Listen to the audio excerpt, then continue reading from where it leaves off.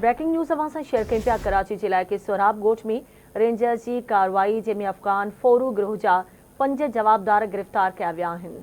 तर्जमान rangers मूजिब गिरफ़्तार जवाबदारनि में रिज़वान, हकीम, तालिब, आसिफ ऐं मोहम्मद अजीब खान शामिल आहिनि। संदनि कब्ज़े मां हथियार हथ आया आहिनि। तर्जमान रेंजर्स मूजिब गिरफ़्तार जवाबदार कराची शहर जे मुख़्तलिफ़ इलाइक़नि में शहरनि खां फुरलुट जी वारदातुनि में मुलविस आहिनि। कराची जे इलाइक़े सोराब ॻोठ में रेंजर्स जी कार्रवाई थी आहे। अफ़गान फोरू गिरोह जा 5 जवाबदार गिरफ़्तार थिया आहिनि। तर्जमान रेंजर्स मूजिब गिरफ़्तार जवाबदारनि में रिज़वान, हकीम, तालिब, आसिफ ऐं मोहम्मद अजीब खान शामिल आहिनि। संदनि कब्ज़े मां हथियार हथ आया आहिनि। तर्जमान रेंजर्स मूजिब गिरफ़्तार जवाबदार कराची शहर जे मुख़्तलिफ़ इलाइक़नि में शहरनि खां फुरलुट जे वारदातुनि में मुलविस आहिनि।